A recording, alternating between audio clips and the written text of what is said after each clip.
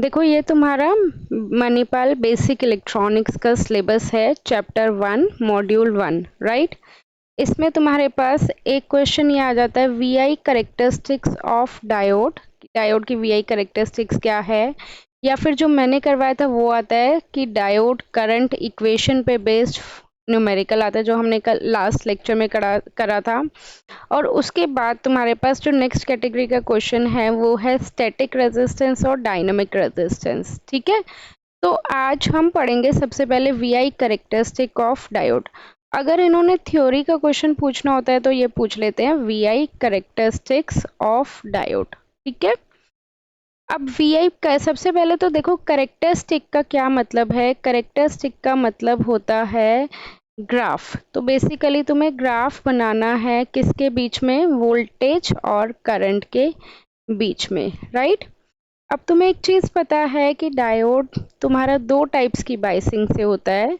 एक होता है तुम्हारे पास फॉरवर्ड बायसिंग। फॉरवर्ड बायसिंग में क्या करते हैं, हम पी को पॉजिटिव से कनेक्ट करते हैं और एन को नेगेटिव से कनेक्ट करते हैं, राइट। पी को पॉजिटिव से, एन को नेगेटिव से। और रिवर्स में हम क्या करते हैं, ये हो गई हमारी फॉरवर्ड बायसिंग। रिवर्स में हम क्या करते हैं, पी को नेगेटिव से कनेक्ट कर देते हैं और एन को पॉजिटिव से कनेक्ट कर देते हैं। ये रिवर्स बायस हो गया और ये फॉरवर्ड बायस हो गया। तो अब देखो पर्टिकुलर केस होता है कि या तो हमारे पास सिलिकॉन का केस होगा या फिर हमारे पास किसका केस होगा, जर्मेनियम का केस होगा। मैंने तुम्हें बताया था कि यही दोनों क्या होते हैं, डायोड होते हैं, ठीक है। अगर सिलिकॉन का केस है तो सिलिकॉन की हमारे पास सिलिकॉन की पोटेंशियल बैरियर वोल्टेज कितनी होती है, पता है? नहीं, सिलिकॉन की होती है हमारे पास 0 किसी किसी बुक में तुम्हें 0.6 मिलेगी या 0.7। इसी तरह जर्मेनियम के भी किसी बुक में तुम्हें 0.3 मिलेगी या फिर 0.4 मिलेगी, ओके। तो हमारे पास इसका मतलब क्या होता है कि तुमने यहाँ पे अगर मैं सपोज सिलिकॉन का केस कंसिडर करके चलूँ, ये सिलिकॉन है सेमीकंडक्टर, अगर तुमने 0.1 वोल्टेज दी तो क्या ये बॉयज और गर्ल्स दीवार को तोड़ पाएंगे? नहीं, क्योंकि ये दीवार ही कितने वोल्टेज की है, 0.7 वोल्ट की बीच में दीवार है, ठीक है। तो उन्हें मिनिमम कितनी एनर्जी चाहिए, 0.7 तो चाहिए ना, तभी तो वो दीवार को तोड़ पाएंगे, करेक्ट। तो हमने यहाँ पे 0.1 दी, 0.2 दी, 0.3 दी, 0.4, 0.5, 0.6 और 0.7। अगर तो हमारा जर्मेनियम का केस है तो 0.3 तक तुम्हारी वोल्टेज, करंट वोल्टेज तुम 0.3 तक लिया है बट करंट देखो थोड़ा सा आया है, थोड़ा सा बिल्कुल माइनर सा। तो 0.3 के बाद एकदम से करंट बढ़ जाएगा। ये करंट है, ये वोल्टेज है। करंट बहुत कम होता है तो हम मिली एम्पियर में लेते हैं, वोल्टेज नॉर्मली हमारी वोल्ट्स में होती है। बट अगर तुम्हारे पास सिलिकॉन का केस है तो वो 0.7 के बाद एकदम से बढ़ेगा, ठीक है। तो ये क्या होता है तुम्हारा 0.3, इसको हम टेक्निकली क्या बोलते हैं, that is threshold voltage, that is very from silicon to germanium, right. तो ये हो गया तुम्हारा फॉरवर्ड बायस का केस। अगर हम रिवर्स बायस की बात करते हैं तो रिवर्स बायस में तुम देखो चाहे कितनी वोल्टेज अप्लाई कर लो, क्या ये दीवार को तोड़ सकता है? नहीं, मैंने बताया था ना, बॉयज बाहर आ जाएंगे, गर्ल्स बाहर आ जाएंगे, तो दीवार को तोड़ने की कोशिश नहीं करेंगे। बट एक लिमिट होती है, जैसे मान लो एक दीवार है, दीवार में यहाँ पे इस साइड पानी फ्लो रहा है और तुम पानी का फ्लो बढ़ाए जा रहे हो, बढ़ाए जा रहे हो, बढ़ाए जा रहे हो, बढ़ाए जा रहे हो, एक टाइम तो आएगा ना वो दीवार टूट के पानी का फ्लो बह जाएगा, राइट। तो बेसिकली इसमें भी हमने बहुत वोल्टेज बढ़ाई, वोल्टेज बढ़ाई जाए, बढ़ाई जाए, बढ़ाई जाए, बढ़ाई जाए, तो एक टाइम आएगा कि हमारे पास यहाँ पे करंट फ्लो हो जाएगी। और ये करंट बहुत ही कम होती है, इसलिए हम इसको किस में लेते हैं, माइक्रो एम्पियर में। तो that is the leakage current, हाँ लीकेज करंट, ये वाली कौन सी करंट हो गई, लीकेज करंट, या फिर बोल लो रिवर्स सैचुरेशन करंट, जो रिवर्स बायस में फ्लो होती है, ठीक है, clear. So this is basically the VI characteristic. अब इसके बाद देखो नेक्स्ट टॉपिक जो तुम्हारा है, that is static and dynamic resistance of diode.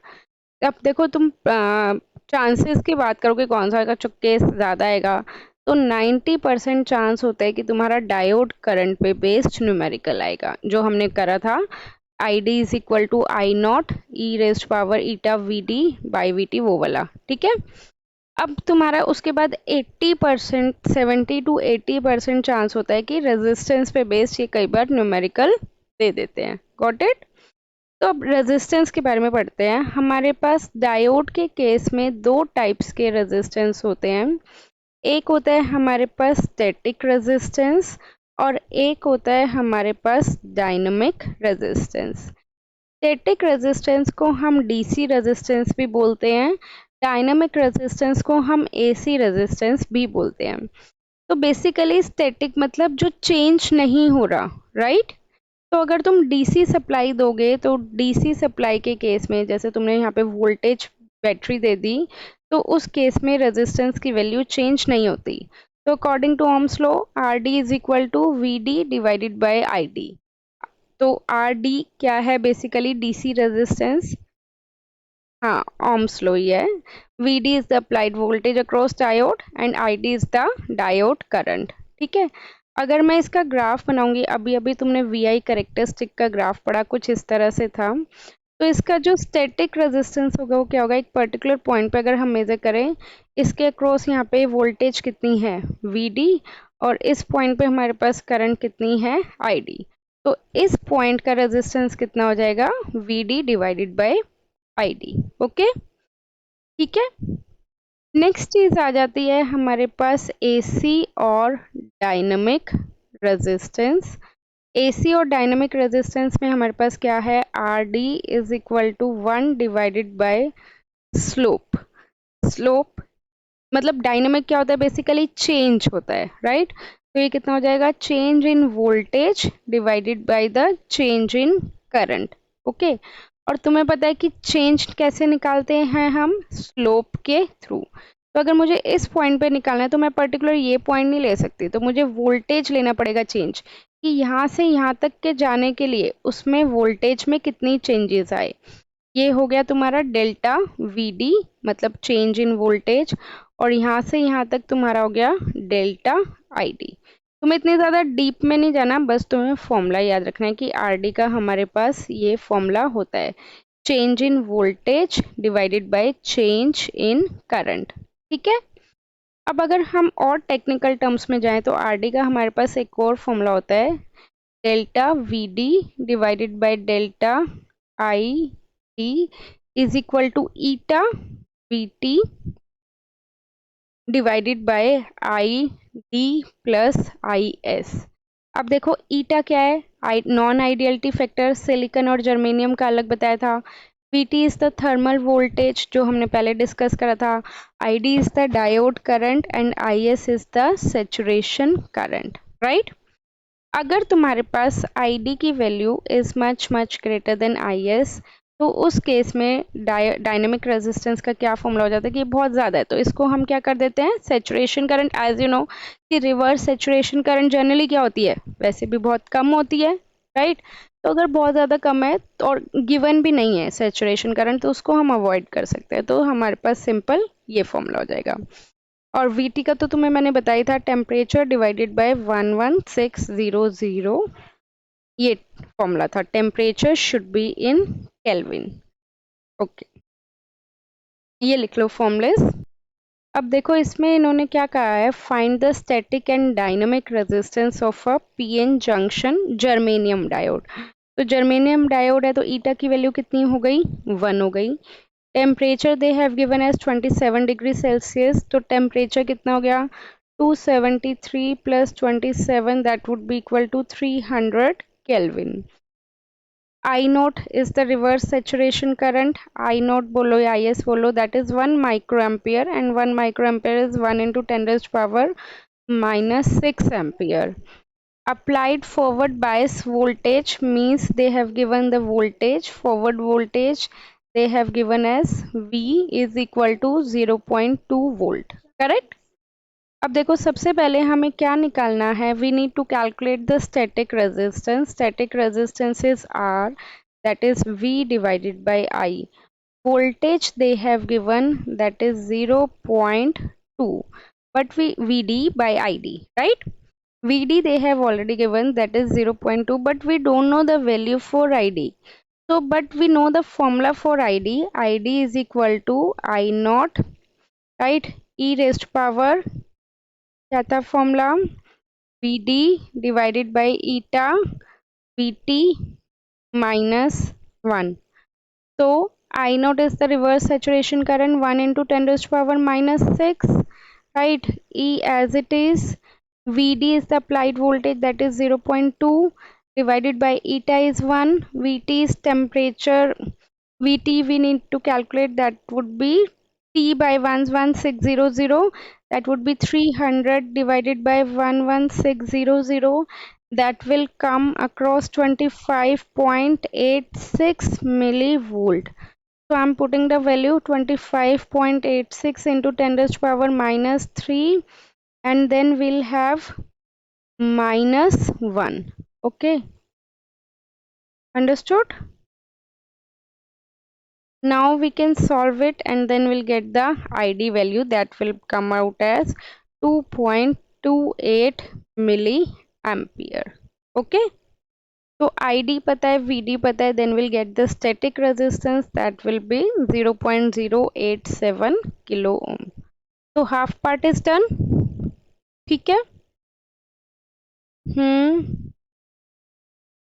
Next we need to calculate the dynamic resistance. So dynamic resistance का formula I told you, that is eta VT divided by ID plus I naught. Eta we know 1, VT we have calculated 25.86 into 10 raised to power minus 3 divided by ID is 2.28 into 10 raised to power minus 3 plus 1 into 10 raised to power minus 6. If we'll solve it, then we'll get 11.33 ohm. After this तुम्हारे पास next topic जो paper में आता है, that is Zener diode पे based question. तुम ये लगा लो, there is a 99% chance कि इस पे क्वेश्चन आएगा ही आएगा. हर बार आता है, न्यूमेरिकल आता है, और वो पूछते हैं स्टैंडर्ड डायग्राम, थ्योरी नहीं देते जीनर डायोड पे. तो पिछले साल के जितने भी तुम एंटम के पेपर उठाओगे या मेकअप के पेपर उठाओगे, जीनर डायोड हर बार आता है. ठीक है, तो मैंने 100% नहीं बोला, बाय चांस नहीं आया देन यू विल से कि मैम आपने 100% बोला था, बट आता है. अब जीनर डायोड क्या होता है? एक नॉर्मल डायोड की तरह ही होता है, उसके कुछ स्पेसिफिकेशन डिफरेंट होती है. I am not going into the detail, बस ये ध्यान रखना कि ये जीनर डायोड का सिंबल होता है, and Zener diode always works in condition of reverse bias. ठीक है, जीनर डायोड हमारा किसकी तरह काम करता है? It works as a voltage regulator. Voltage regulator जैसे कि तुम वोल्टेज स्टेबलाइजर सुना होगा तुमने, वोल्टेज स्टेबलाइजर सुना है?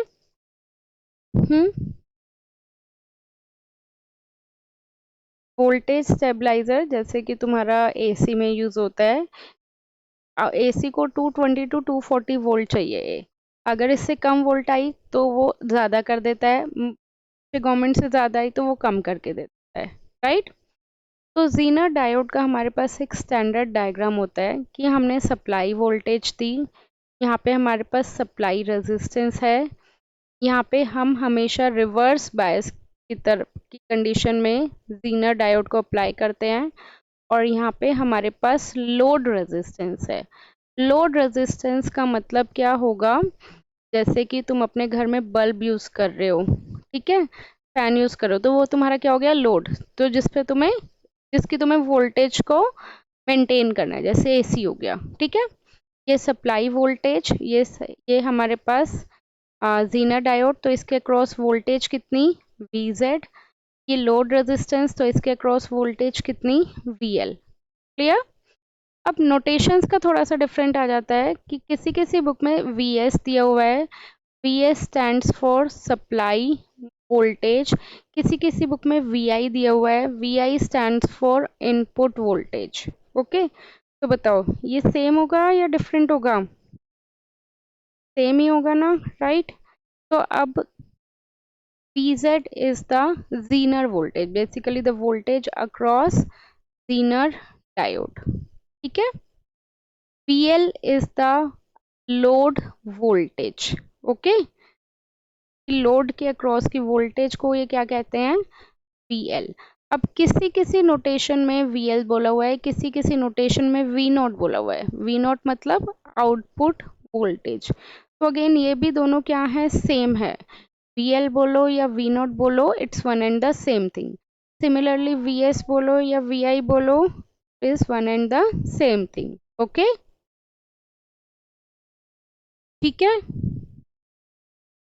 अब देखो इसमें हमारे पास ये स्टैंडर्ड डायग्राम है, ओके। तो तुम्हें ये standard diagram like sir sometimes they can ask you draw the circuit diagram of the Zener diode, तो तुम्हें यही बनाना है।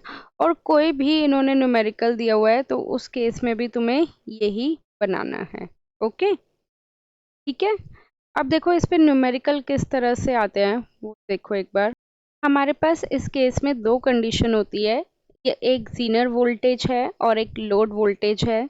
या तो जीनर वोल्टेज ज़्यादा होगी या फिर जीनर वोल्टेज कम होगी, राइट। तो दोनों के ही अकॉर्डिंग केस वेरी कर जाएगा, फॉर्मूलेज वेरी कर जाएंगे। लाइक सपोज स्टैंडर्ड डायग्राम क्या था, सप्लाई वोल्टेज है, लोड सप्लाई रेजिस्टेंस है, जीनर डायोड है, इसके अक्रॉस कुछ जीनर वोल्टेज होगी और हमारे पास लोड रेजिस्टेंस है जिसके अक्रॉस हमें मेजर करना है, तो इसके अक्रॉस कुछ VL होगी, है ना। ये VL हो गई और ये VZ हो गई। तो अगर फर्स्ट कंडीशन के अकॉर्डिंग चलें तो VZ ज़्यादा है VL से।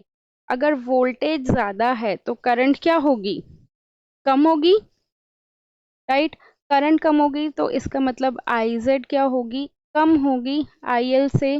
तो कम के केस में हम क्या कंसिडर कर देते हैं कि IZ would be equal to 0। Minimum से मिनिमम कितनी हो सकती है, 0 ही हो सकती है। तो इसका मतलब zener diode will work as a reverse bias, right. तो इसमें ये जो जीनर डायोड है ये किसकी तरह काम करता है, रिवर्स बायस की तरह। और इसमें हमारे पास क्या होता है, इसमें अगर जीना डायोड तुम्हारा रिवर्स बायस है तो ये क्या हो जाएगा, ओपन सर्किट, गॉट इट। ये क्या हो जाएगा, ओपन सर्किट, यही होएगा। तो रिवर्स बायस है तो हाँ करंट ही फ्लो नहीं होगी, और करंट फ्लो नहीं होगी तो क्या हो जाएगा, ओपन सर्किट। ये नहीं, ये कंडीशन मैं बताऊंगी कि कौन सी कंडीशन में तुम्हें कौन से कंडीशन अप्लाई करनी है, लाइक कौन से क्वेश्चन में कौन से न्यूमेरिकल में तुम्हें कौन सी कंडीशन अप्लाई करनी है, फर्स्ट वाले में करनी है या सेकंड वाली करनी है, ठीक है। अब इसमें देखो ये क्या हो गया, सप्लाई वोल्टेज, क्या हो गया, सप्लाई करंट, यहाँ पे रेजिस्टेंस, सप्लाई रेजिस्टेंस, ये लोड रेजिस्टेंस, यहाँ पे हमारे पास करंट कितना जाएगा, IL। अगर मैं स्टैंडर्ड डायग्राम में मार्क करूँ करंट, तो ये सप्लाई करंट, ये जीनर में जा रहा है तो Zener current that is denoted by IZ। And ये लोड में जा रहा है तो ये क्या हो जाएगा, load current that is denoted by IL। IS is the supply current. You can note it down here. IS is the supply current. IZ is the zener current and IL is the load current. Okay. अब इसके according देखेंगे तो can we say that IS would be equal to IL। अब देखो यहाँ पे आ जाओ, यहाँ पे अगर मैं KCL लगा रही हूँ स्टैंडर्ड डायग्राम में, KCL तो तुम्हें पता ही है ना, that is sum of incoming current is equal to the sum of. तो इस नोड के अंदर, ये नोड है, कितना करंट जा रहा है, कितना इसके अंदर जा रहा है इनकमिंग करंट, IS जा रहा है। और Z और IL बाहर आ रहा है। तो मैं ये लिख सकती हूँ IS is equal to IZ plus IL according to the Kirchhoff current law. जितना करंट अंदर जाएगा उतना ही तो करंट बाहर जाएगा, जो बाहर जा रहा है वो एक साथ लिखते हैं, जो अंदर जा रहा है वो एक साथ लिखते हैं, राइट। तो इसी तरह अगर हम इसमें लिखेंगे तो IZ तो 0 हो गया, राइट, उसमें करंट ही नहीं जा रहा, तो IS is equal to IL। Clear है। अब नाउ नेक्स्ट हमें क्या निकालना है, वोल्टेज VL, ठीक है। VL निकालने के लिए हमें क्या यूज करना है, वोल्टेज डिवीजन रूल। देखो voltage division rule that you have used in VDR, VDR के नाम से फेमस है, और ये तुमने बीटी में कभी पढ़ा होगा, तो मैं बता देती हूँ, याद नहीं है तो तुम्हें।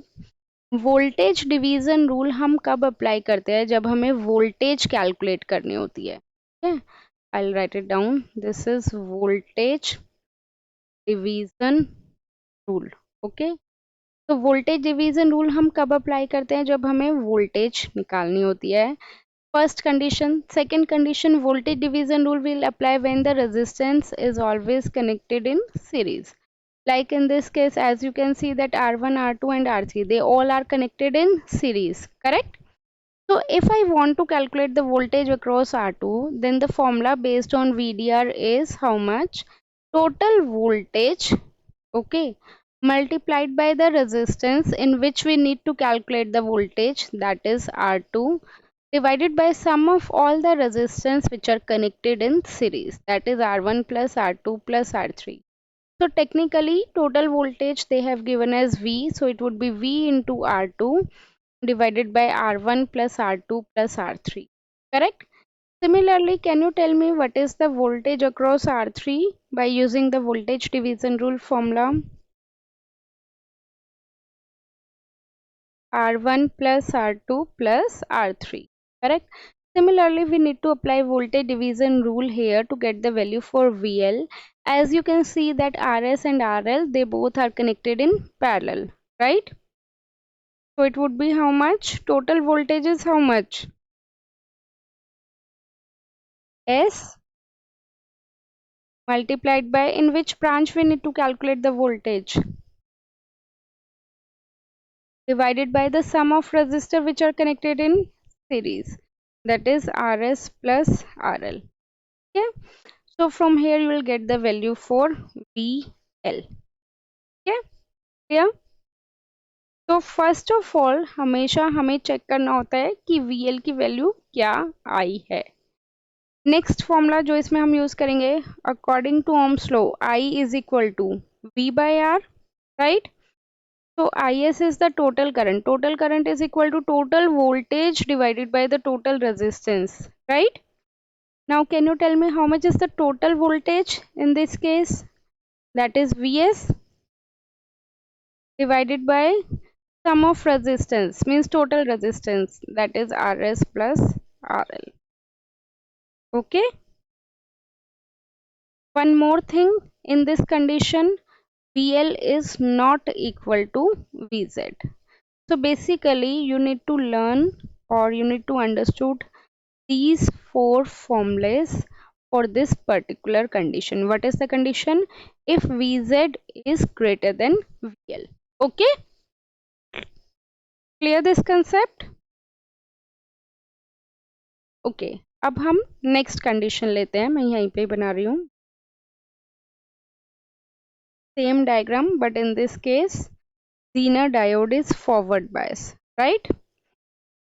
Because voltage कम है तो current will flow definitely, right? तो इसमें how much current is flowing in the Zener? That is Iz. Here the current flowing is IL. Here the current flowing is Is. Here the resistance is Rs. Here the voltage is Vs. Correct? तो अब इस case में this is the forward bias, तो you know कि parallel में voltage क्या होती है? सेम होती है या डिफरेंट होती है? पैरेलल में वोल्टेज सेम होती है, सीरीज में डिफरेंट होती है। तो इसके अक्रॉस वोल्टेज इज Vz और इसके across voltage is VL, they both elements are connected in parallel, so we can say that Vz is equal to VL, first condition, right? तभी मैंने यहाँ पे लिखा कि इसमें इक्वल नहीं होता, इसमें इक्वल होता है।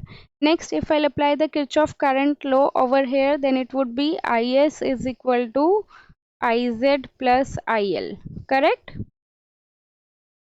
Third condition, if we need to calculate Is, that would be, जो Is करंट होगा, तो हमने टोटल वोल्टेज कितनी दी है? Vs, और इसमें से कंज्यूम कितनी हुई है? VL divided by Rs। ठीक है, ये फॉर्मूला समझ में आया ना? मान लो तुमने 200 वोल्ट दिया, उसमें से 180 वोल्ट तुम्हारे लोड ने ले ली, बाकी कितनी बची इसके पास, 20 volt divided by the resistance, right. अब या फिर ये कह लो VL is equal to V out, V out means as I told you कि आउटपुट वोल्टेज। तो इस कंडीशन में ये वाले फॉर्मूलेज यूज होंगे और इस कंडीशन में ये वाले फॉर्मूलेज यूज होंगे। बस अगर तुम्हें ये समझ में आ गया तो you will never do any kind of mistakes in questions of Zener diode. ये वाला क्वेश्चन देखो तुम्हारा 2018 में आया हुआ है। सबसे पहले इन्होंने बोला हुआ है ज़ीनर रेगुलेटर का डायग्राम बनाना, तो ज़ीनर रेगुलेटर का वही जो हमारा स्टैंडर्ड डायग्राम है वही बनाएंगे, ठीक है। बना लिया।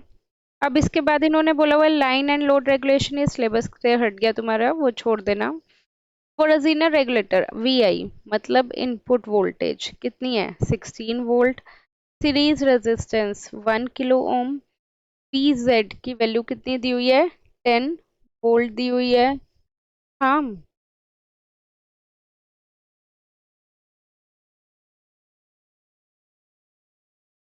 वही बता रही हूँ।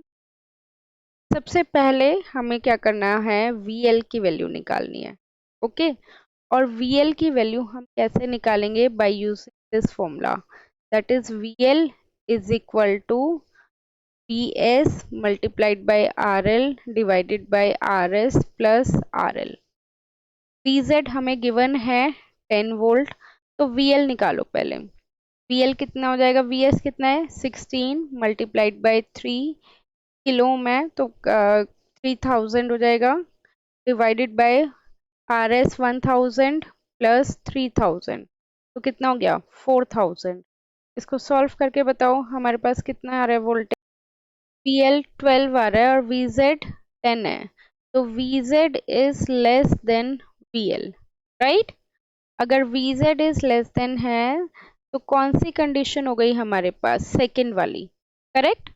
तो अब हम सेकंड वाली कंडीशन यूज करेंगे। अब इसमें देखो सेकंड वाली कंडीशन में इन्होंने क्या दिया हुआ है कि VZ is equal to VL। तो जब अगर इन्होंने V नोट पूछा हो ना, V नोट मतलब VL ही है मैंने बोला था, तो हम ये नहीं लिखेंगे जो हमारा आया है, ये कंडीशन के अकॉर्डिंग लिखेंगे, that is equal to 10 volt. समझ गए। 95% बच्चा यही मिस्टेक करता है, VL निकालता है 12 वोल्ट लिख लेता है, बट हमें कंडीशन के अकॉर्डिंग देखना है। कंडीशन के अकॉर्डिंग VZ और VL की वैल्यू क्या है, इक्वल है, तो जो हमें दी हुई होगी 10 वोल्ट वो हम लेंगे, ठीक है। नेक्स्ट IZ निकालना है। IZ तुम्हें पता है क्या फॉर्मूला होता है, IS is equal to IZ plus IL, right. तो अब हमें IL भी नहीं पता, IL का क्या फॉर्मूला होगा, VL बाई RL, या यहाँ पे लिख लो एक और चीज कि अगर हमसे फोर्थ में कंडीशन में IL पूछे तो IL क्या होगा, VL divided bye RL। Ohm's law है सिंपल वैसे। तो VL कितना है, वोल्टेज VL हमने अभी निकाली है 10 है, RL कितना है 3 है, तो यहाँ से हमारे पास IL आ जाएगा, राइट। IZ हमें नहीं पता, IS हमें पता करना है। IS का फॉर्मूला उसी शीट पे देखो क्या था, VS minus VL divided by RS, तो IS का फर्दर फॉर्मूला लिख लो, VS minus VL divided by RS। VS पता है 16 है, VL पता है 10 है, RS पता है 1 किलो ओम है, तो 1000 हो गया। यहाँ से तुम्हारे पास IS आ जाएगा, 1 ही ले लो, ये जो करंट आएगा तुम्हारे पास मिली एम्पियर में आ जाएगा, तो बेसिकली कितना आ गया 6 मिली एम्पियर। ये 6 मिली एम्पियर आ गया, और ये 10/3 कितना आ गया 3.33 जो भी आएगा समथिंग वो, और वहां से तुम्हारे पास IZ आ जाएगा, आ जाएगा। अब उसके बाद हमें क्या निकालना है, पावर, पावर अक्रॉस ज़ीनर डायोड। तो क्या फॉर्मूला होता है, VZ मल्टीप्लाइड बाय IZ। तो VZ वोल्टेज अक्रॉस ज़ीनर 10 है, IZ जो भी हमारी निकलेगी वो आ जाएगा, और वहां से हमारे पास पावर आ जाएगी, that would what. Next question हमारा 2021 में आया हुआ है, show the circuit of Zener regulator. वही पूछा हुआ है। सबसे पहले हम क्या करेंगे, स्टैंडर्ड डायग्राम बनाएंगे, और उसके बाद जो जो वैल्यूज दी हुई हैं वो लिख लेते हैं। Consider a Zener regulator that regulates at 50 volt. Vz is equal to how much? 50 volt. Diode current of 5 milliampere to 40 milliampere. तो देखो इन्होंने यहाँ पे जो जीना डायोड की है ये दो करंट दे दी। एक करंट है IZ मिनिमम जो कम वाली है, उसको हम ऐसे डिनोट करते हैं IZ minimum, that is equal to 5 milli ampere. एक जो ज्यादा करंट है वो क्या है, IZ maximum, that is equal to 40 milli ampere. If the supply voltage is 200 volt, मतलब Vs की कितनी वैल्यू हो गई, 200 volt. Calculate the value of series resistance, Rs की वैल्यू हमें निकालनी है। To allow the voltage regulation for the load current variation, जिसमें IL की वैल्यू, IL मिनिमम कितना हो गया 0 और IL मैक्सिमम इन्होंने दिया नहीं हुआ। ठीक है, तो एक चीज ध्यान रखना, या तो ये तुम्हारे सिंपल बेस्ड क्वेश्चन आते हैं या फिर तुम्हारे आते हैं मिनिमम और मैक्सिमम वाले। जब भी मिनिमम और मैक्सिमम, हाँ दो टाइप के क्वेश्चन आते हैं। जब भी मिनिमम और मैक्सिमम बेस्ड क्वेश्चन होंगे तो उसमें तुम्हें बिना सोचे समझे या बिना कैलकुलेशन करे सेकंड वाली कंडीशन ही यूज करनी है। ठीक है, नॉर्मल केस है तो तुम्हें VL चेक करना है इस फॉर्मूले से कि कम है या ज़्यादा, तो उसके अकॉर्डिंग कंडीशन करनी है। और अगर मिनिमम और मैक्सिमम वाले क्वेश्चन है तो उसको बिना सोचे समझे सेकंड वाली कंडीशन फुलफिल करनी है। Got it. अब सबसे पहले देखो हमें क्या चाहिए, बेसिकली इन्होंने क्या पूछा हुआ है, RS पूछा हुआ है। तो RS देखो यहाँ से किस फॉर्मूले में आता है, IS वाले फॉर्मूले में आता है, इसमें आ रहा है IS is equal to VS minus VL divided by RS।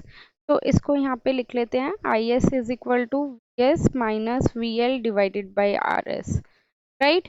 अब RS पता करने के लिए हमें VS पता होना चाहिए। VS गिवन है, सप्लाई वोल्टेज कितनी गिवन है, 200 वोल्ट, तो ये हमारे पास 200 आ गई। उसके बाद हमें लोड वोल्टेज पता होनी चाहिए, लोड वोल्टेज मतलब VL, राइट। और सेकंड कंडीशन है तो सेकंड कंडीशन के हिसाब से तुम्हारे पास लोड वोल्टेज कितनी होगी, जो जीनर वोल्टेज होगी, that is VZ is equal to VL, right. तो VZ अगर VZ गिवन है तो इसका मतलब हमें VL भी पता है 50 वोल्ट, तो ये भी आ गई हमारे पास 50 वोल्ट। तो 200 माइनस 50 डिवाइडेड बाय RS। अब हमें क्या करना है, हमें IS पता करना है। अगर हमें IS पता लग जाए तो हमारा काम हो जाए। अब IS के लिए हमारे पास एक फॉर्मूला होता है, that is IS is equal to IZ plus IL, right. तो अब दो कंडीशन इन्होंने दे दी, एक तो IZ मिनिमम और एक IZ मैक्सिमम। तो पहले हम मिनिमम लेके चल लेते हैं। तो IZ मिनिमम कितनी है, 5 मिली एम्पियर। उस केस में IL मिनिमम कितनी है, 0 मिली एम्पियर। तो वहां से हमारे पास IS कितनी आ गई, 5 मिली एम्पियर। तो हम 5 मिली एम्पियर यहाँ पे पुट कर देंगे, तो हमारे पास यहाँ से RS मिनिमम की वैल्यू आ जाएगी, आ जाएगी। अब इसी तरह अब हम सेकंड कंडीशन में IZ मैक्सिमम पुट कर देंगे 40, ठीक है। यहाँ पे हाँ, तो मैक्सिमम वैल्यू पुट करके यहाँ से हमारे पास RS मैक्सिमम आ जाएगा। Simple, done. Okay, see a zener voltage regulator standard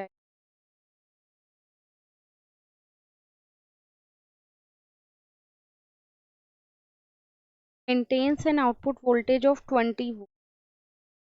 The VL is equal to 20 volt across 1 kilo ohm resistor. RL is equal to 1 kilo ohm. Input will vary between 30 and मतलब VS, एक VS minimum is 30 volt and VS maximum is how much? Determine the proper value of RS and IZ maximum। में दो values निकालनी है, RS की और IZ maximum की। तो आई टोल्ड कि जब भी मैक्सिमम होगा हमें सेकंड कंडीशन वाले फॉर्मूलेस ही यूज करेंगे, राइट। तो सबसे पहले we need to calculate RS again. RS का क्या फॉर्मूला है, that is IS is equal to VS minus VL divided by RS। इस पता होना चाहिए, दो वोल्टेज है तो एक बार 30 वोल्ट लेके सॉल्व करेंगे और एक बार 50 वोल्ट लेके सॉल्व करेंगे, राइट। ये मिनिमम वाली और ये क्या हो जाएगी, मैक्सिमम वाली, right. This is the supply voltage ना, इनपुट वोल्टेज बोलो या सप्लाई वोल्टेज बोलो, but that will vary between 30 and 50 volt. Okay,